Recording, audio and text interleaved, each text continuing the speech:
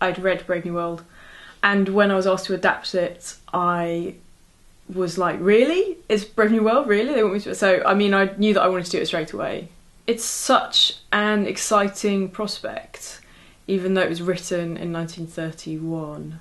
It has all of this stuff in it which is really relevant to how we live now, and some of it's quite shocking, actually. And as a novel, it's a challenge as an adaptation, because there's a lot of stuff in Brave New World that you can't really do literally on stage. Even if you were doing a film version of it, it would be quite a task. You know, you'd need a lot of CGI or whatever. So what it offers is an opportunity to be very theatrical, because you can't be literal, so you're going to have to be theatrical. I think that one of the challenges of Brave New World, the book, is that it has an interesting structure where you are following one protagonist, and then that protagonist kind of falls away and you're following another protagonist, and that is quite a challenge as a structure, I think. And so what I've tried to do is I've created a sort of stronger through line from the antagonist, which is Lenina. So she's the kind of the woman that's kind of gets involved with both of these two guys. And in the book, she doesn't have a sort of complete narrative. Like, you don't really see her story kind of all the way through. And so I've tried to give her more of a complete journey, to form a kind of backbone structurally. Novels are really good at letting you get inside a character's head, and in a novel you can have one moment which happens and which is then explored for a period of many pages. A play, you do need to have plot, you need to have things happening, and I think that you can't be thinking so much about the style. A book, you can have a lot of pleasure in the way that it's written, in the style of it, in the prose. Whereas with a play, you do need to have, you know, story and things happening. And Brave New World has a lot of things happening in it. So that is both a kind of amazing boon to the adapter, and it's also a challenge, because you've got to get all these things in. You've got to kind of like figure out how you're going to do them all, if you are going to do them all, or if you're not, what are you going to do?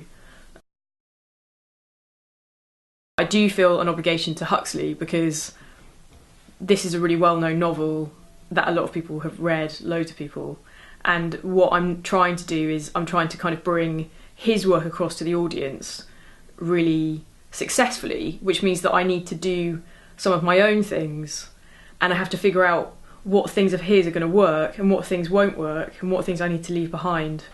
So that's a big challenge. What I'm trying to do is bring across Huxley's voice to the audience without imposing too much of my voice on top of it, but I know that I need my voice as well to make it work as a play.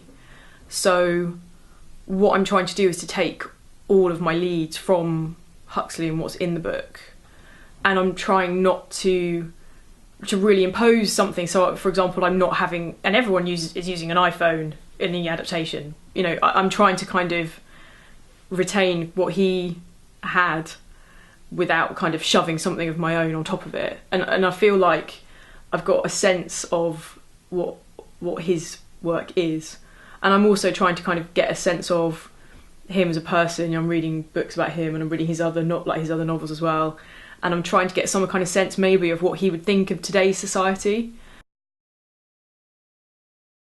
Huxley was imagining into the future, which from our point would be 2540, so it's still far into our future. And in adapting it, I had to decide whether to set it in a version of the future which is imagined from the past, so a kind of quaint, vaguely wrong future that is kind of impossible, possibly, or setting it in a version of the future which is imagined through the prism of now, and with a bit of what Huxley thought in it as well. And so those are the two alternatives for an adaptation. If you're working in a collaborative medium, so theatre is a collaborative medium, so you can't just write a script. It's not a finished product. The point of the script is that it will be made by lots of other people, and so you expect to work with other people and you expect to have their opinions, and hopefully all the people that you're working with are going to come to you and they're going to say things and you're going to be really excited about what they say and realise that they've got ideas that are better than the ideas that you've got. And I think particularly with this adaptation, which we intend to have a strong audiovisual element and which needs to have that really in order to work, so my feeling is that it will be changing and I'll be tweaking it with the input from those other collaborators, probably right up to the end of rehearsal, possibly even into preview.